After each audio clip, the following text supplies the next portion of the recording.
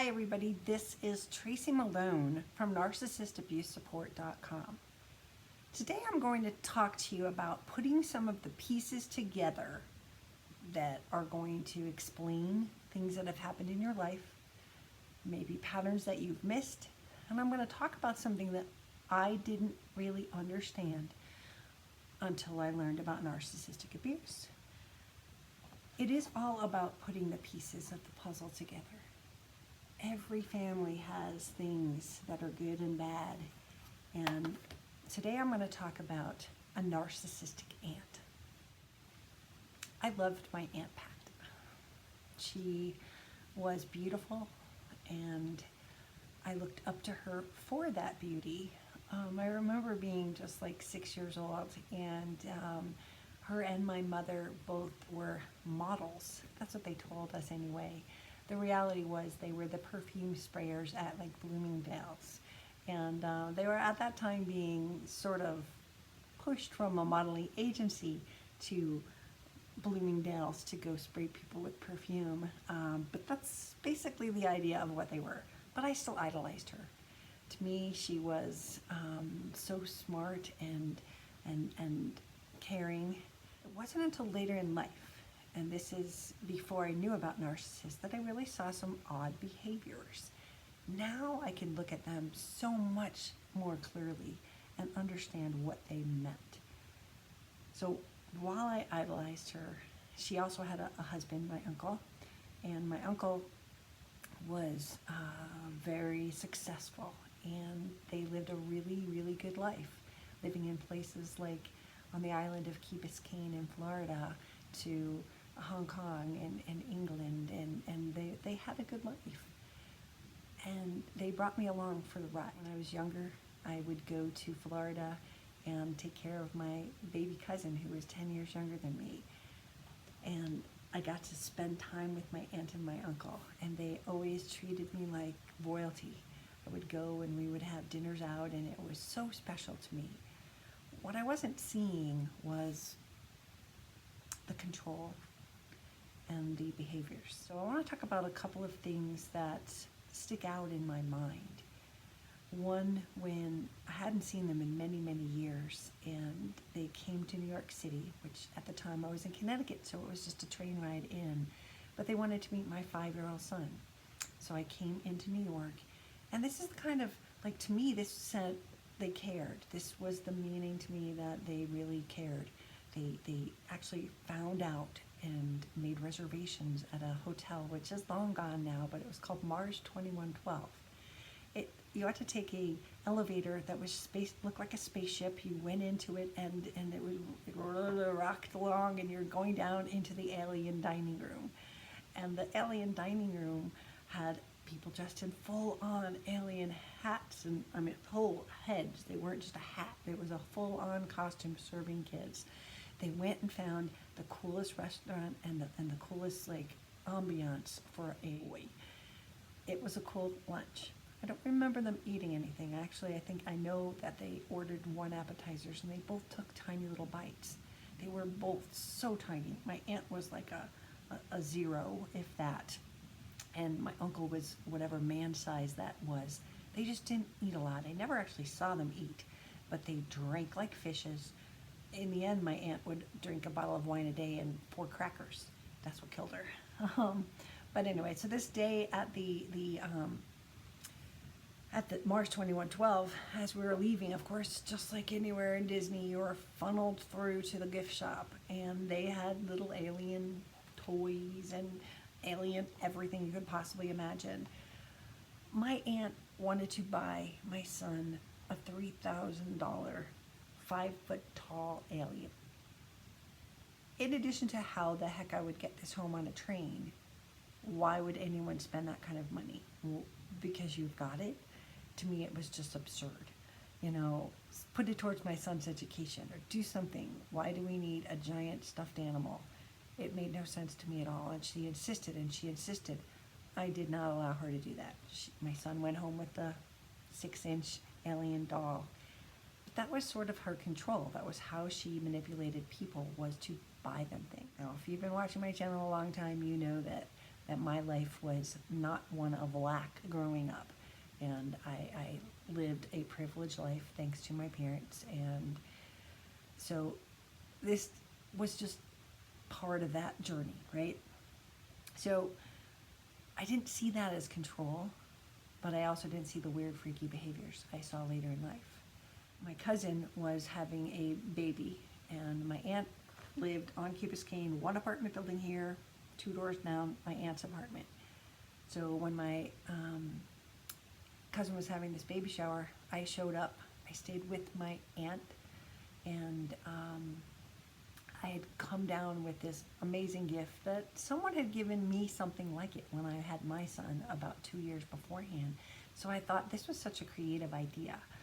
I got a laundry basket and a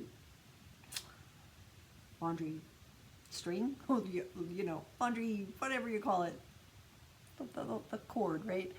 And I used the clothespins to hang all the baby clothes on. And I bought her things that she would need, like, the practical things that a mother needs, not the beautiful little $100 outfits that people give you when you first have a baby. I wanted her to have, she'll get those, but I was going to get her all the practical things. So the little onesies and the socks and the things that she's going to need to have the baby sleep in, and all of these tools. They all came off this gigantic thing, and everybody was so impressed with that gift because it was just a cool idea. I saw it at my baby shower. It was fun. I didn't know that it was insulting my aunt, because what she had bought my cousin was a pair of silver shoes for her child, that was, again, kind of like that alien. Why? Was a baby ever going to wear shoes, and why would a baby, not just like these silver fake shoes, I'm talking like something you would actually put on your darn kid's foot. Who would do that? It made no sense at all. But she spent $1 bazillion on it, so she seemed to think that that was a good baby present. My offer of little onesies and t-shirts sort of outshined her and her, extravagant gift, and she got pissed off. We went back to my aunt's condo, and I was playing with her cat. That day, during the day, when we were out shopping for things we needed for the baby shower, I picked up a cat toy. And it was one of those ones on a string, and you sort of dangle the mouse, and the cat jumps around and has a really good time. I wanted to entertain the cat, and we had fun. We played all night long. The cat had never throw the mouse toy, and the cat, and my aunt was like, "Oh, my cat doesn't play like that. Oh, my cat doesn't do that." And I'm like, "This seems to be having a pretty good time." So I go to sleep that night, and I am waking up at 3 in the morning. My aunt is over my bed. If she had, psychopath, she could have had a knife. That's how crazy she was, psychotic at this moment, yelling and screaming at me that because I played with that cat toy with her cat, that the cat had peed and pooped on her $10,000 curtains. She wanted me out of the apartment right then, in the middle of the night, in the middle of sleeping. She's like, "You did this?" And my head was spinning. I called my cousin 2 doors away, and her husband came and picked me up, and regardless of them under construction, I slept on the couch for the rest of my vacation. I think that was probably the last time I saw my aunt. That erratic, crazy behavior, I didn't understand it then, but I understand it now. Later, when my cousin had her child, and a few years later, she had stage 4 breast cancer. And 2 doors down, Mom lives. Key Biscayne's right off Miami, 4 or 5 miles down, just right off the island and into Miami to get her chemo. She asked Mom, "Will you take me for a chemo?" And my aunt said, "What time is it?" "Oh, 9 o'clock. I don't wake up that early. I'll get you a car, but I don't go there." Those should have been signs right there to me, but of course I didn't understand it. The pieces of the puzzle didn't come in until I learned about narcissistic abuse. My cousin also didn't recognize those as self-centered and no empathy, no respect, and no care for her. During the cancer, when my cousin lost all of her hair and went from a size 12 to a size 0, she was struggling and were not able to work. Stage 4 cancer is pretty darn serious, and now having 2 little boys, it was a very difficult journey for her. My aunt hated her with a bald head. Personally, I thought she was more beautiful than she'd ever been. And down there, we shopped for clothes for her little size 0 body and got her just feeling a lot better about herself. And she looked beautiful. My aunt was embarrassed by her. And so she said she needed to go to this wig place, this woman that makes custom-made wigs. My cousin said, "Mom, I can't afford that." Now, here's the part I didn't say, but my aunt and uncle were very, very wealthy. She drives a Ferrari, or she drove a Ferrari. Plenty of money. So when your mother says, "We need to get you a wig," and she's made the appointment and you're going and you told her you couldn't afford it, but she brought you there anyway, you kind of got the impression that she was going to be paying for said wig. But as it turned out, a wig was picked out that my aunt approved of, and it was somewhere a couple $400, and my cousin said, "Mom, I can't afford this." And my aunt said, "Well, I'm not going to pay for it. I'll take you home to your house so you can go get a check." Now, my sweet little cousin, bald-headed, codependent person, went back, wrote the check, and had to deal with the wrath of not being able to pay her bills that month. That self-centered embarrassment for her daughter being bald, that wasn't good enough. She had to fix it. But yet, she wasn't willing to put her money where her mouth was. Me and my cousin talked about that and tried to understand it. These things are things I want you to start to review. Little episodes like this. I can look back, I can give you a whole big list of everything that was weird about my relationship with my aunt later in life. When I was younger, I was her babysitter. I came there and took care of my cousin, and we had a good time, and they didn't have to worry about my cousin. So they probably just paid me to fly there to really take care of the cousin. But being the cool aunt and uncle, I remember going there when I was 18, and I brought 4 friends. We were after high school. We were taking that trip. Back in those days, 18 was legal to drink. My uncle worked for a liquor company. So we were partying up with my cousin, with my friends and my aunt and uncle. They offered my friends alcohol, which was fine and legal, but they offered us marijuana and cocaine. And, you know, in those days, wow, how cool was that to have an aunt that offers you cocaine? I'm not saying we took it. I'm just saying it separated her from the stuffy mommy daddy I lived with to something else. Ultimately, my aunt drank herself to death, and when she collapsed on the floor and was in hand reach of a phone, she lay there because she was embarrassed. She didn't want anyone to see that she had peed on herself. She had broken some bones, and basically her organs were shutting down. She died 3 days later, but she refused to call the ambulance because she didn't want anyone to know that she peed on herself. That's pride. Pride enough that she might have been able to be saved if she had gone to the doctor or a hospital a few days earlier. She laid there for almost 2 days before my cousin found her and got the ambulance in there. She probably would have died, knowing now that her organs were failing. Her death, she made no preparations. She didn't have a will. She didn't have the paperwork to what she wanted in death. She didn't have do not resuscitate. She didn't have any orders, which meant, once again, she was giving all the responsibility to my cousin. It's a shame, and I miss my aunt. But I kind of miss the illusion of the aunt that I knew when I was younger.